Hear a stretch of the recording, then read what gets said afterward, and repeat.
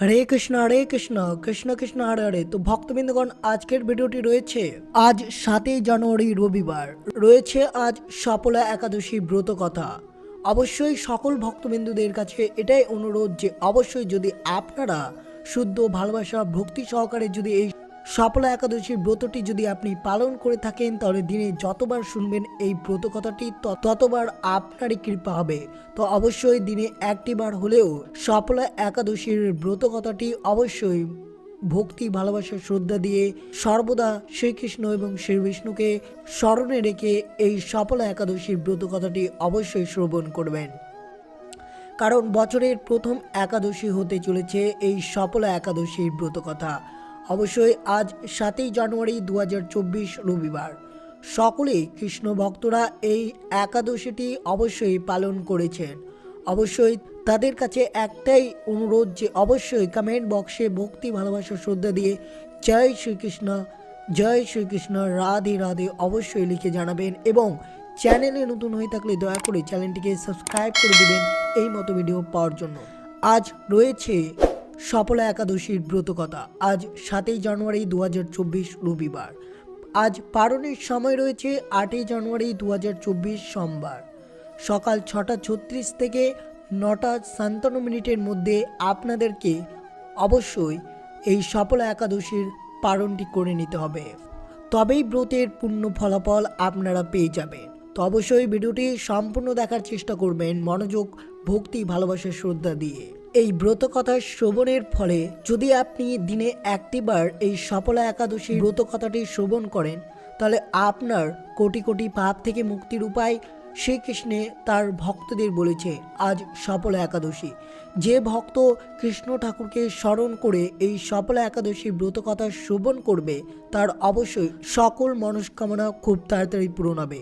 জয় শ্রীকৃষ্ণ, জয় শ্রীকৃষ্ণ অবশ্যই কমেন্ট বক্সে জানাতে ভুলবেন না। তো শ্রবণ করা যাক সফলা একাদশীর ব্রত কথাটি। পৌষ মাসের কৃষ্ণপক্ষের একাদশীর নাম সফলা। ব্রাহ্মণ্ড পুরাণে যুধিষ্ঠির শ্রীকৃষ্ণের সংবাদে এই তিথির মাহাত্ম্য বর্ণিত রয়েছে। যুধিষ্ঠির বললেন, হে প্রভু, পৌষ মাসের কৃষ্ণপক্ষে একাদশীর নাম, বিধি এবং পূজ্য দেবতা বিষয়ে আমার কৌতূহল নিবারণ করুন। শ্রীকৃষ্ণ বললেন, হে মহারাজ, আপনার প্রতি স্নেহবশত সেই ব্রত কথা বিষয়ে বলছি।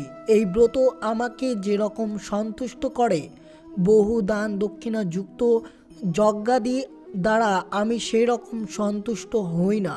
তাই যত্ন সহকারে এই ব্রত পালন করা সকলের কর্তব্য। পৌষ মাসের কৃষ্ণপক্ষে একাদশীর নাম সফলা একাদশী। নাগদের মধ্যে যেমন শেষ নাগ, পক্ষীদের মধ্যে গরুড়, মানুষের মধ্যে ব্রাহ্মণ, দেবতাদের মধ্যে নারায়ণ সর্বশ্রেষ্ঠ, তেমনি সকল ব্রতের মধ্যে একাদশী ব্রতই সর্বশ্রেষ্ঠ। হে মহারাজ, যারা এই ব্রত পালন করেন তারা আমার অত্যন্ত প্রিয়। তাদের এই জগতেই ধনলাভ ও পরজগতে মুক্তিলাভ হয়। 1000 বছর তপস্যায় যে ফল লাভ হয় না, একমাত্র সফলা একাদশীতে রাত্রি জাগরণের ফলে তা অনায়াসে প্রাপ্ত হয়। মহিষ্মুত নামে এক রাজা প্রসিদ্ধ চম্পাবতী নগরে বাস করতেন। রাজার 4 জন পুত্র ছিল, কিন্তু তার জ্যৈষ্ঠ পুত্র লুম্ভক সর্বদা পরস্ত্রী গমন, মদ্যপান প্রভৃতি অসৎ কার্যে রত ছিল। সে সর্বক্ষণ ব্রাহ্মণ, বৈষ্ণব ও দেবতাদের নিন্দা করত। পুত্রের এই আচরণে ক্ষুব্ধ হয়ে রাজা তাকে রাজ্য থেকে বার করে দিলেন। স্ত্রী, পুত্র, পিতা, মাতা, আত্মীয় স্বজন পরিত্যক্ত হয়ে সে এক গভীর বনে প্রবেশ করল। সেখানে কখনো জীব হত্যা, আবার কখনো চুরি করে জীবন ধারণ করতে লাগলো। কিছুদিন পর একদিন সেই নগরের প্রহরীদের কাছে ধরা পড়ল, কিন্তু রাজপুত্র বলে সে অপরাধ থেকে সে মুক্তি পেল। পুনরায় সে বনে ফিরে গিয়ে জীব হত্যা ও ফলমূল আহার করে দিন যাপন করতে লাগলো। ওই বনে বহু বছর পুরনো একটি বিশাল অসুস্থ বৃক্ষ ছিল। সেখানে ভগবান শ্রী বাসুদেব বিরাজমান বলে বৃক্ষটি দেবত্ব প্রাপ্ত হয়েছে। সেই বৃক্ষতলে পাপ বুদ্ধির লোমভুক বাস করত।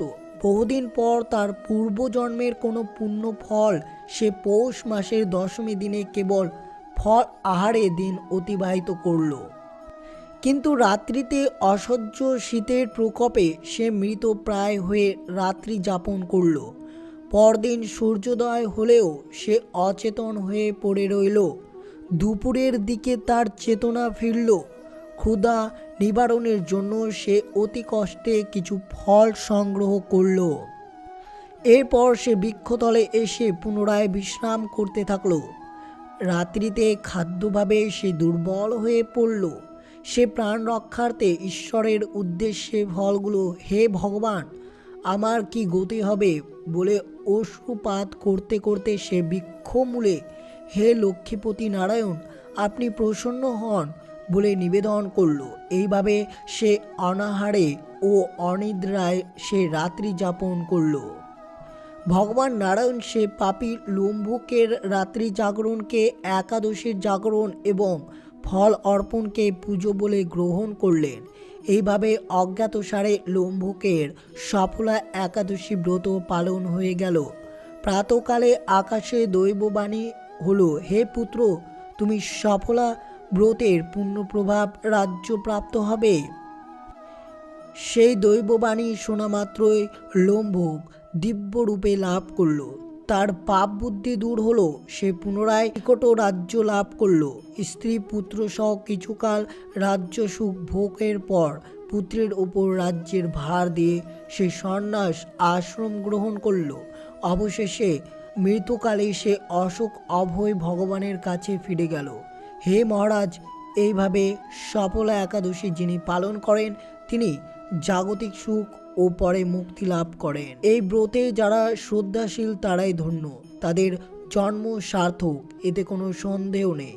এই ব্রত মাহাত্ম্য পাঠ ও শ্রবণে মানুষের রাজস্ব যজ্ঞের ফল লাভ হয়। অবশ্যই সকল কৃষ্ণ ভক্তদের কাছে এটাই অনুরোধ, যারা এই সফলা একাদশীর ব্রত কথাটি অবশ্যই সম্পূর্ণ শুনেছেন তাদেরকে অসংখ্য ধন্যবাদ। তাদের যাতে সকল মনস্কামনা খুব তাড়াতাড়ি পূর্ণ হয় এবং অবশ্যই সকল ভক্তবিন্দুদের কাছে এটাই অনুরোধ যে সকলেই মিলে অবশ্যই এই সফলা একাদশী ব্রতটি পালন করুন এবং অন্যদেরকে উৎসাহিত করুন এই সফলা একাদশী ব্রত পালন করতে।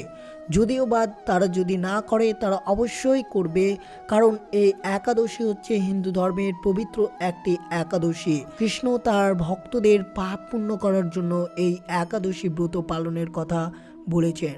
একাদশী সকল হিন্দু ধর্মের একটি গুরুত্বপূর্ণ পবিত্র একাদশী, যা সকলের করা দরকার।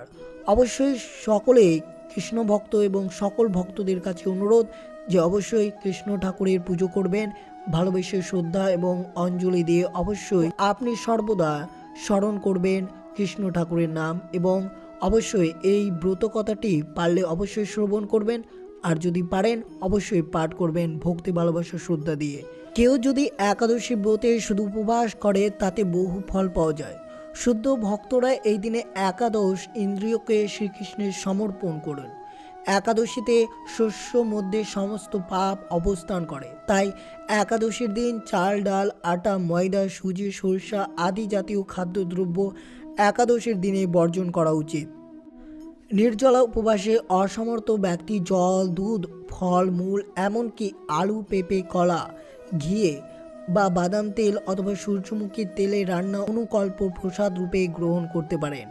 রবি শস্য যেমন ধান গম ভুট্টার ডাল ও সরষা ও সোয়াবিন তেল অবশ্যই সফলা একাদশীতে বর্জন করতে হবে। দশমী বিদ্যা একাদশীর দিন বাদ দিয়ে দ্বাদশী বিদ্যা একাদশী ব্রত পালন করতে হয়। শ্রবণ কীর্তন স্মরণ আদি নবদা ভক্তির পরম দশম ভক্তাঙ্গ রূপে একাদশীর স্থান। এই তিথিকে হরিবাসর বলা হয়, তাই ভক্তি লাভের সকল একাদশী ব্রত পালনের পরম উপযোগিতার কথা বিভিন্ন পুরাণে বর্ণিত হয়েছে। একাদশী তিথি সকল অভীষ্ট প্রদানকারী। এই ব্রত পালনের সমস্ত প্রকার পাপ বিনষ্ট হয় এবং সর্ব সৌভাগ্য ও শ্রীকৃষ্ণের প্রতি বিধান হয়। নারী পুরুষ নির্বিশেষে 8 থেকে 80 বছর বয়স পর্যন্ত যে কোনো ব্যক্তি ভক্তি সহকারে এই সফলা একাদশী ব্রত পালন করা সকলের কর্তব্য। অবশ্যই সকলে মিলেমিশে এই সফলা একাদশীর ব্রতটি পালন করুন এবং অবশ্যই অন্যদেরকে উৎসাহিত করুন এই সফলা একাদশী ব্রত পালন করানোর জন্য। কারণ একাদশী ব্রত পালনে ধর্ম, অর্থ, কাম, মোক্ষ আদি বহু অনিত্য ফলের উল্লেখ শাস্ত্রে থাকলেও শ্রীহরি ভক্তি ও বা কৃষ্ণ প্রেম লাভে এই ব্রত পালনের মুখ্য উদ্দেশ্য। ভক্তগণ শ্রীহরির সন্তোষ বিধানের জন্য এই ব্রত পালন করেন।